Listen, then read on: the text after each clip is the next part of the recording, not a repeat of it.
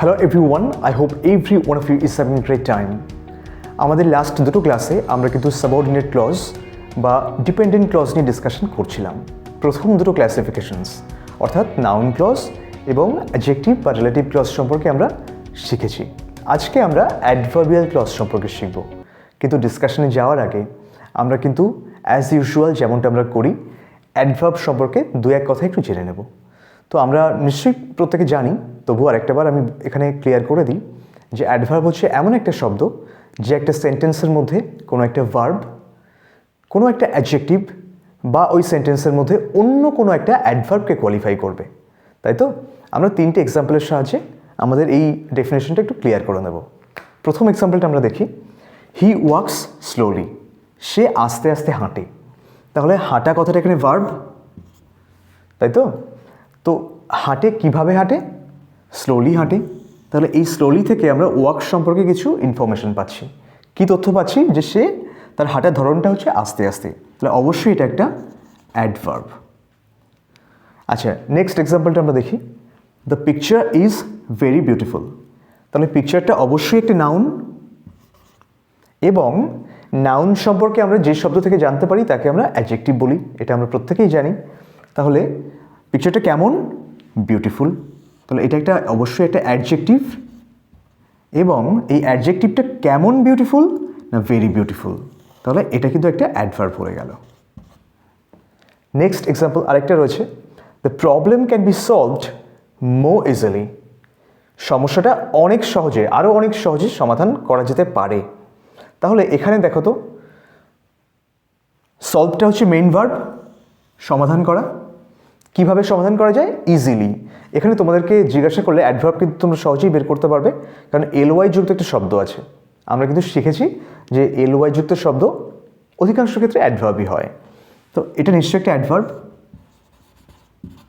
দেখো তো কত সহজে, আমরা তখন বলছি মোর ইজিলি, মানে অনেক সহজে।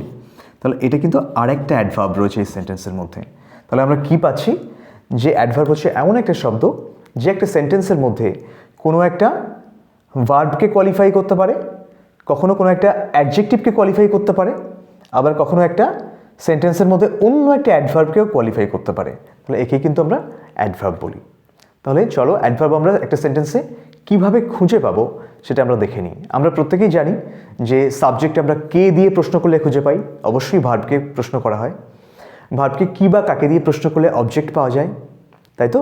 কিন্তু অ্যাডভার্ব যা বের করতে গেলে আমাদের কি করে প্রশ্ন করতে হবে? আমরা কয়েকটা WH দিয়ে প্রশ্ন করব। সেগুলো হচ্ছে হাউ অর্থাৎ কিভাবে, ওয়্যার কোথায়, হোয়েন কখন, কত ঘন ঘন, হাউ ফ্রিকোয়েন্টলি,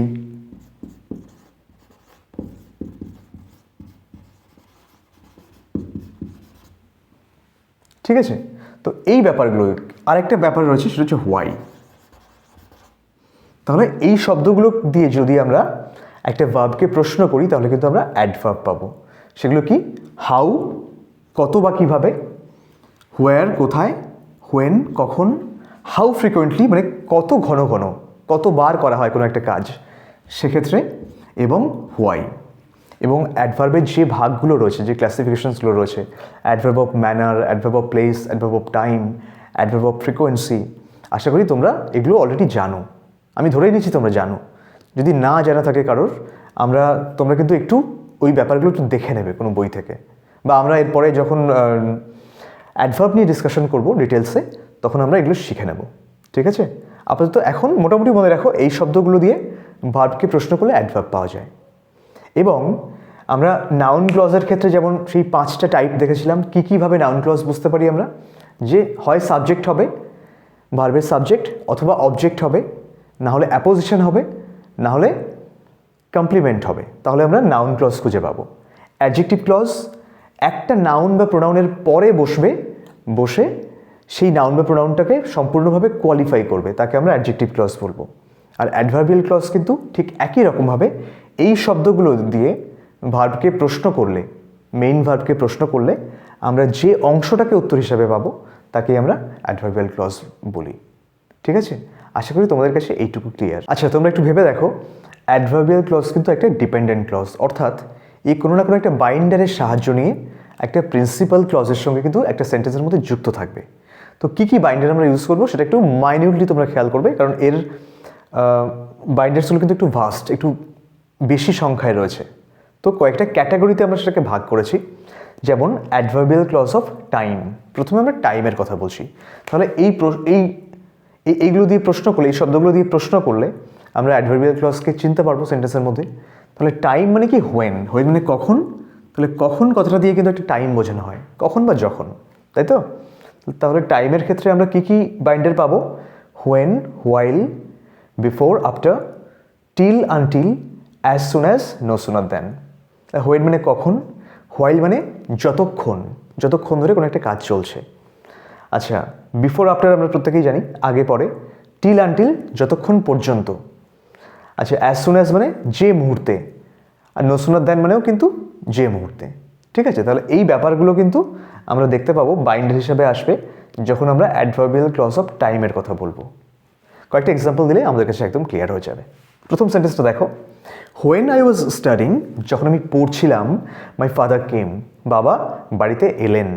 ঠিক আছে, তাহলে এই WH দিয়ে শুরু হচ্ছে, মানে আমরা জানতে শিখেছি, চিনতে শিখেছি যে WH দিয়ে শুরু হয়ে একটা ক্লজ, এখান থেকে এই অংশ পর্যন্ত একটা ক্লজ এবং এইটা একটা অন্য ক্লজ। তাহলে এই কিন্তু একটা অ্যাডভার্বিয়াল ক্লজ। কেন আমরা একটু দেখে নিই। মাই ফাদার কেম, কেমটা হচ্ছে মেইন ভার্ব। তাহলে আমি যদি প্রশ্ন করি যে হোয়েন ডিড ইউর ফাদার কাম, কখন তোমার বাবা বাড়িতে এলেন, তখন তার উত্তরটা কী হবে? যখন আমি পড়ছিলাম। তাহলে এইটা দিয়ে কিন্তু এই ভার্বকে প্রশ্ন করে আমরা কিন্তু এই পুরো অংশটাকে উত্তর হিসাবে পাচ্ছি, অর্থাৎ এই পুরো অংশটা একটা অ্যাডভার্বিয়াল ক্লজ। ঠিক আছে, প্রত্যেকের কাছে আশা করি ক্লিয়ার। নেক্সট এক্সাম্পলটা দেখে নিই। Don't talk on the mobile while you are crossing the road, মোবাইলে কথা বলো না যখন তুমি রাস্তা ক্রস করছো। এটা একটা অ্যাডভাইস, অবশ্যই আমরা প্রত্যেকে জানি। তো দেখো, হোয়াইল কথাটা আসছে, হোয়াইল মানে কিন্তু যতক্ষণ, যে সময় ধরে, একটা ডিউরেশন অফ, এটা একটা টাইম পিরিয়ড বোঝানো হয় যতক্ষণ দিয়ে। ঠিক আছে, তাহলে দেখো এই প্রথম পার্টটা হোয়াইল থেকে শুরু করে এই অংশটা অবশ্যই একটা ডিপেন্ডেন্ট ক্লজ এবং এই কিন্তু একটা অ্যাডভার্বিয়াল ক্লজ। কেন? কখন কথা বলতে বারণ করা হচ্ছে? যতক্ষণ পর্যন্ত তুমি রাস্তা পার হচ্ছ সেই টাইমটা। তাহলে এই কিন্তু একটা অ্যাডভার্বিয়াল ক্লজ এবং অ্যাডভার্বিয়াল ক্লজ অফ টাইম। ঠিক আছে, আর এই প্রথম পার্টটা একটা অবশ্যই প্রিন্সিপাল ক্লজ। এর এই শেষের অংশটা এই প্রথম অংশের উপর কিন্তু পুরোপুরি ডিপেন্ড করছে। Next example, enter the class before your teacher comes. তাহলে বিফোরটাকে আমরা পাচ্ছি বাইন্ডার হিসাবে। তাহলে বিফোর ইয়োর টিচার কামস, এই অংশটা কিন্তু একটা অ্যাডভার্বিয়াল ক্লজ। কখন ক্লাসে প্রবেশ করতে বলা হচ্ছে? যখন টিচার ক্লাসের মধ্যে আসেন। আচ্ছা, wait till the train stops, till কথাটা আছে যতক্ষণ পর্যন্ত। তাহলে দেখো, যতক্ষণ না পর্যন্ত ট্রেন দাঁড়ায় ততক্ষণ পর্যন্ত অপেক্ষা করো। তাহলে কখন অপেক্ষা করো? হোয়েন দিয়ে প্রশ্ন করলে যতক্ষণ না পর্যন্ত ট্রেন দাঁড়াচ্ছে। As soon as it started raining, যে মুহূর্তে বৃষ্টি শুরু হলো, উই এন্টার্ড দেয়ার হাউস, আমরা বাড়ির মধ্যে ঢুকে গেলাম। তাহলে অ্যাজ সুন অ্যাজ দিয়ে শুরু হচ্ছে, দেখো বাইন্ডার পেয়ে গেছি আমরা। তাহলে অ্যাজ সুন অ্যাজ থেকে শুরু করে স্টার্টেড রেনিং পর্যন্ত। তাহলে এই অংশটা কিন্তু পুরো একটা ডিপেন্ডেন্ট ক্লজ এবং যদি আমরা এই পরের যে পার্টটা রয়েছে এন্টার্ড, কখন বাড়ির মধ্যে প্রবেশ করা হবে? না যখনই বৃষ্টি শুরু হচ্ছে। তাহলে এই অংশটা কিন্তু একটা অ্যাডভার্বিয়াল ক্লজের মতো এখানে কাজ করছে। ঠিক আছে, কারণ আমরা হোয়েন দিয়ে প্রশ্ন করছি ভার্বকে। আচ্ছা, এখানে একটা খুব ইম্পর্টেন্ট পয়েন্ট তোমাদের বলার আছে যে অ্যাডভার্বিয়াল ক্লজ কিন্তু সেন্টেন্সের শুরুতেও বসতে পারে, সেন্টেন্সের শেষেও বসতে পারে, আবার কোনো একটা বড় সেন্টেন্সের মাঝখানেও বসতে পারে। এই প্রত্যেকটা সেন্টেন্সকে যদি আমি পাল্টে দিই একটু করে, যদি আমি বলি my father came when I was studying, সেটাও কিন্তু অ্যাপ্রোপ্রিয়েট। সেক্ষেত্রেও কিন্তু অ্যাডভার্বিয়াল ক্লজকে আমরা চিহ্নিত করতে পারবো জাস্ট ভার্বকে কখন দিয়ে প্রশ্ন করে। প্রত্যেকটা ক্ষেত্রে তাই। যদি আমি বলি while you are crossing the road don't talk on the mobile, এটাও কিন্তু প্রপার অ্যাপ্রোপ্রিয়েট হতে পারে। আবার এই শেষের পার্টটা যদি আগে নিয়ে আসি, before your teacher comes enter the class, সেটাও হবে। আবার till the train stops wait, এটাও প্রপার বা অ্যাপ্রোপ্রিয়েট। আবার এই লাস্ট সেন্টেন্সের ক্ষেত্রে এই শেষের অংশটাকে যদি আমি আগে নিয়ে যাই তাহলে সেটাও কিন্তু ঠিক। তাহলে অ্যাডভার্বিয়াল ক্লজের ক্ষেত্রে একটা জিনিস মনে রাখবে তোমরা, যে এটা কিন্তু সেন্টেন্সের শুরুতে, শেষে বা মাঝখানে যে কোনো জায়গায় বসতে পারে। জাস্ট একটা কমা দিয়ে এটাকে ডিফারেন্সিয়েট করে নেবো আমরা মেইন ক্লজের থেকে। ঠিক আছে, আশা করি তোমাদের কাছে ক্লিয়ার এই ব্যাপারটুকু। এবার আমরা প্লেসটা নিয়ে দেখি, অ্যাডভার্বিয়াল ক্লজ অফ প্লেস। এখানে দেখো আমরা লিখে রেখেছি বাইন্ডার হবে হোয়ার, কখনো কোনো হোয়ার এভারও হতে পারে। ঠিক আছে, এবার আমরা চলো এটা একটু অন্যভাবে বুঝতে চেষ্টা করি। আমরা 3টে এক্সাম্পল দিয়ে দেখি যে হোয়ারটা আমরা দেখেছি নাউন ক্লজের ক্ষেত্রে হোয়ার আমরা বসাই, অ্যাডজেক্টিভ ক্লজের ক্ষেত্রে হোয়ার বসাই, আবার অ্যাডভার্বিয়াল ক্লজের ক্ষেত্রেও আমরা লিখছি হোয়ার হতে পারে। তাহলে 3টে ডিফারেন্সিয়েট কী করে করা যায় আমরা একটু দেখে নিই। 3টে এক্সাম্পল আমি দিয়েছি। তাহলে প্লেস বলতে হোয়ার, তাই তো? এবার দেখো I know where he leaves, আমি জানি কোথায় সে বাস করে। আমরা অলরেডি শিখেছি ডাব্লিউএস থেকে শুরু করে বাকি পার্টটা একটা ডিপেন্ডেন্ট ক্লজ হয়। দেখি এটা কী ধরনের dependent clause, noun, adjective, adverb. তাহলে আমরা জানি, তাহলে কোথায় দিয়ে প্রশ্ন করলে আমরা ওই উত্তরটা পাবো, প্লেসটা। কোথায় জানি, কোনো উত্তর পাচ্ছি দেখো তো প্রপারলি, কোথায় জানি, ঠিক কিন্তু উত্তর আসছে না। যদি আমি প্রশ্ন করি কী জানি, তাহলে উত্তর আসছে হোয়ার হি লিভস। তাহলে এটা তো ভার্বকে কী দিয়ে প্রশ্ন করলে আমরা কী পাই, অবজেক্ট। তাহলে ভার্বের পরে কিন্তু অবজেক্টটা থাকে, এবং ভার্বের অবজেক্ট কিন্তু সবসময় কী ক্লজ হয়, নাউন ক্লজ। তাহলে হোয়ার দিয়ে শুরু হলেই যে সেটা অ্যাডভার্বিয়াল ক্লজ হবে এমন কিন্তু নয়, নাউন ক্লজ হতে পারে। এই অংশটা কিসের মতো ফাংশন করছে বা কাজ করছে তার উপর ডিপেন্ড করবে এই noun clause, adjective clause, adverbial clause. Next আমরা দেখি, I know the place where he lives. আবার দেখো হোয়ার হি লিভস পার্টটা আমরা পাচ্ছি, কিন্তু দেখো তো এই অংশটা একটা নাউনের পরে বসেছে। যে নাউনটা কি আমরা দেখে নিই একটু। আমি জানি, কি জানি, সেই জায়গাটা। তাহলে এটা কিন্তু একটা অবজেক্ট, আর অবজেক্ট মানে একটা নাউন হয় সবসময়, নাউন। এবং এই নাউনটা সম্পর্কে কি জানি, যে যেখানে সে বাস করে।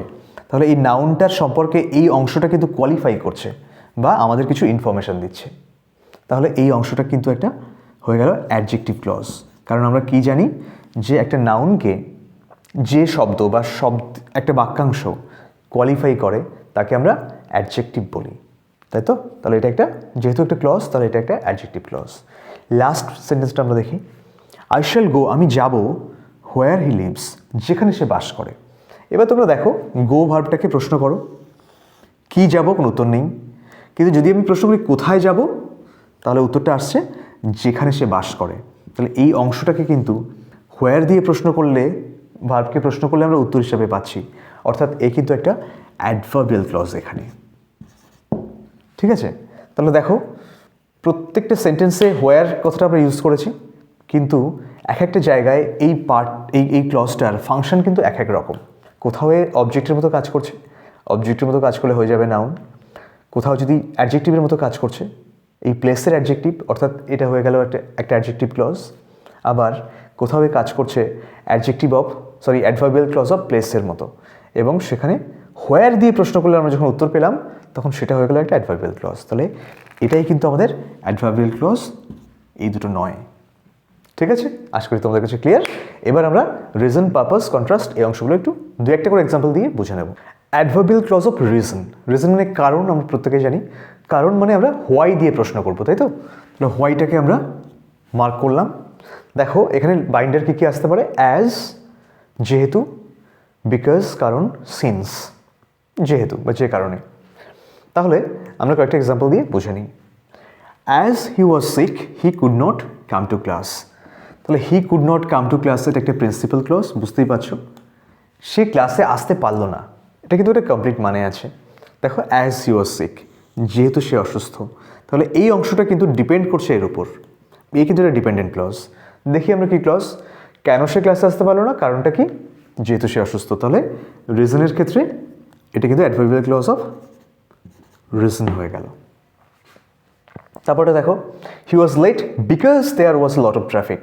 বিকজ মানে অলরেডি কারণ, তাহলে আমরা বুঝতেই পারছি এখান থেকে এই অংশটা পুরোপুরি একটা adverbial clause.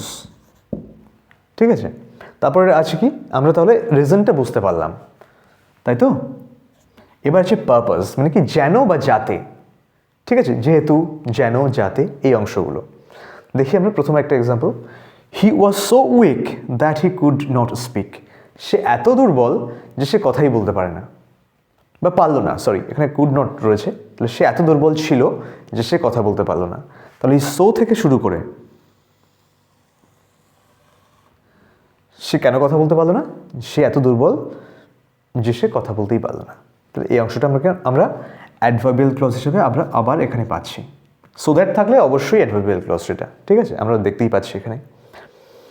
We read that we may learn, আমরা পড়ি যাতে করে আমরা শিখতে পারি। তাহলে এই দ্যাট থেকে শুরু করে এই অংশটা আবার কিন্তু অ্যাডজেক্টিভ ক্লজ। আচ্ছা, নাউন ক্লজ যদি এটা হতো, সরি নাউন ক্লজ হলে কিন্তু এই অংশটা একটা অবজেক্ট বা সাবজেক্টের মতো কাজ করতো, কিন্তু এখানে কিন্তু তেমন কোনো ব্যাপার নেই। কী দিয়ে প্রশ্ন করো রিডকে, কোনো উত্তর পাচ্ছি না। আবার এই তো সাবজেক্টও নয়, তাহলে নাউন ক্লজ নয়। কিন্তু যখনই আমরা প্রশ্ন করছি যে পড়ার উদ্দেশ্যটা কি, আমাদের পারপাসটা কি, তো উত্তর আসছে দ্যাট উই মে লার্ন। তাহলে এটা হয়ে গেল একটা অ্যাডভার্বিয়াল ক্লজ। আবার তারপর এটা দেখো কন্ট্রাস্ট। কন্ট্রাস্ট মানে হচ্ছে বৈপরীত্য শো করা। পারপাসটা কিন্তু আমাদের কমপ্লিট। বৈপরীত্য মানে যেটা যেমন হওয়া উচিত সেটা না হয়ে কিন্তু বিপরীত। আমরা কি জানি সাধারণত, ধনী হলে মানুষ অধিকাংশ ক্ষেত্রে সুখী হয়, কারণ তাদের একটা বড় অভাব কিন্তু থাকে না, ঠিক আছে, যেটা টাকা পয়সার অভাব, মেটেরিয়াল যে অভাব সেটা থাকে না। কিন্তু আমরা সেন্টেন্সটা কি লিখেছি, though he is rich he is unhappy. Though আর অলদো দুটোর মানেই হচ্ছে যদিও। যদিও দিয়ে আমরা বিপরীত ধর্মী কোনো একটা মতবাদকে স্থাপিত করার চেষ্টা করি, তাই তো। তাহলে যদিও সে রিচ, যদিও সে ধনী, সে কিন্তু আনহ্যাপি। ধনী হলেই কিন্তু সবাই সুখী হয় না। তাহলে এই সেন্টেন্সটাকে কিন্তু আমরা পাচ্ছি কন্ট্রাস্ট হিসাবে, ধনী হওয়া সত্ত্বেও সে আনহ্যাপি। তাহলে এই পার্টটা হচ্ছে একটা অ্যাডভার্বিয়াল ক্লজের মতো কাজ করছে এখানে, ঠিক আছে। আশা করি তোমরা বুঝতে পেরেছো এই তিনটে। দো আর অলদো দুটো কিন্তু একই মিনিং, অর্থাৎ দুটো যে কোনো একটা অলদো দিয়ে বসলেও কিন্তু এটা একই মানে হবে, ঠিক আছে। আর মাত্র দুটো আমাদের রয়েছে, কন্ডিশন ক্লজ আর কম্প্যারিজন। আমরা দেখে নিই দুটো কি। অ্যাডভার্বিয়াল ক্লজ অফ কন্ডিশন, আমরা প্রত্যেকেই জানি কন্ডিশন মানে শর্ত, ঠিক আছে। তাহলে এখানে বাইন্ডার কী কী থাকবে, ইফ বা হোয়েদার এবং আনলেস। আচ্ছা, আনলেস মানেটা হচ্ছে যদি না, ইফ নট, ঠিক আছে।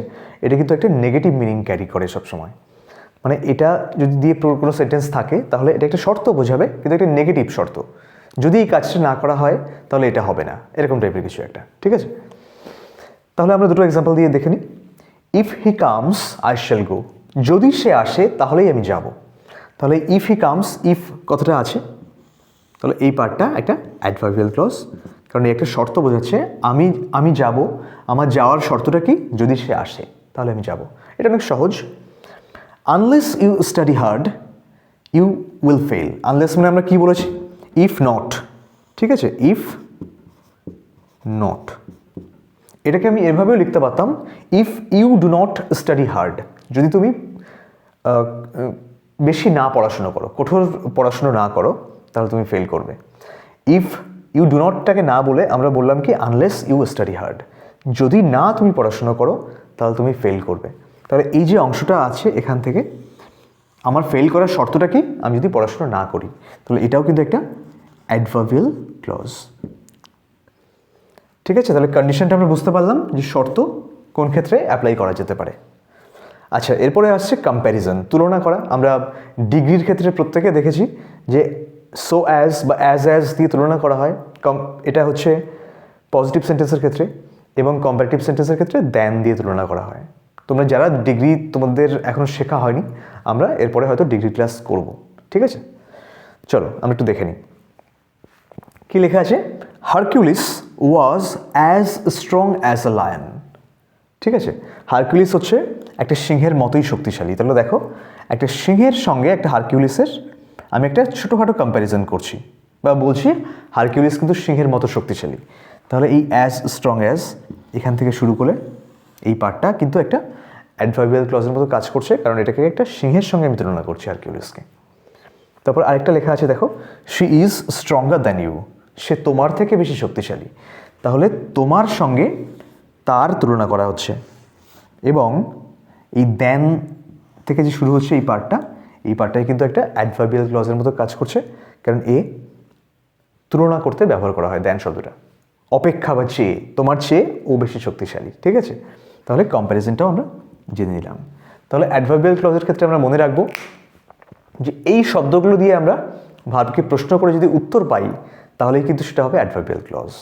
এবং অ্যাডভার্বিয়াল ক্লজ কিন্তু এই যে প্রিন্সিপাল পার্টটা কখনো আগে, কখনো পরে, কখনো মাঝখানে বিভিন্ন জায়গায় বসতে পারে, ঠিক আছে? তো যেমন অ্যাডজেক্টিভ ক্লজের ক্ষেত্রে আমরা কি পেয়েছি, যে একটা নাউন বা প্রোনাউন কিন্তু অবশ্যই বসবে অ্যাডজেক্টিভ ক্লজটা ঠিক আগে, কিন্তু এক্ষেত্রে এমন কোনো নিয়ম নেই, এই যে কোনো জায়গায় কিন্তু এদিক ওদিক করে আমরা এটাকে রিপ্লেস করেও লিখতে পারি, মানেটা কিন্তু আনচেঞ্জড থাকবে, কোনো রকম অসুবিধা হবে না অ্যাডভার্বিয়াল ক্লজের ক্ষেত্রে। সরি ডিয়ার, আজকে আমার ভয়েসটা খুব একটা ভালো নেই, so please forgive my voice. যাই হোক, তাহলে তোমরা আশা করি বুঝতে পেরেছো একটু একটু। তবুও তোমাদের যদি এই টপিক রিলেটেড কোনো রকম প্রশ্ন থাকে তাহলে তোমরা কিন্তু কমেন্টে আমাকে জানিও, আমি তোমাদেরকে ক্লিয়ার করার চেষ্টা করব। আর সাবঅর্ডিনেট ক্লজের পুরো পার্টটা কিন্তু আজকে আমাদের এখানেই শেষ। আমরা আর একটা ক্লাস নেব ক্লজটাকে কমপ্লিট করার জন্য। নেক্সট ক্লাসে আমরা কোঅর্ডিনেট ক্লজটা নিয়ে এক কথায় একটু আলোচনা করব, কারণ ওটা এমন কিছু বড় ব্যাপার নয়। আর তার সঙ্গে আমরা একটু এই যে ডিপেন্ডেন্ট ক্লজের 3টে ভাগ রয়েছে, এই নাউন, অ্যাডজেক্টিভ আর অ্যাডভার্বিয়াল ক্লজ, এর সম্পর্কে একটা ডিফারেন্সিয়েশন বা তুলনামূলক একটা আলোচনা করব, ঠিক আছে? তাহলে তোমাদের কাছে এই ব্যাপারটা একটা সামারির মতো সেটা আমরা দেখাবো তোমাদের সামনে, যে এই 3টে ক্লজের সামারি কেমন হতে পারে, কীভাবে আমরা প্রত্যেকটা ক্লজকে আইডেন্টিফাই করব। তোমরা আশা করি যারা প্রত্যেকটা ক্লাস দেখেছো তারা বুঝতে পেরেছো, কিন্তু যারা এখনও প্রত্যেকটা ক্লাস দেখোনি তোমাদের কাছে রিকোয়েস্ট থাকবে যে তোমরা যদি ভালোভাবে জানতে চাও তাহলে প্রত্যেকটা ক্লাস কিন্তু একটু দেখো।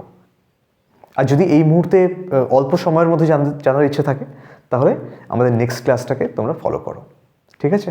আজকের মতো এই পর্যন্তই বন্ধুরা। Thank you all, thank you for watching.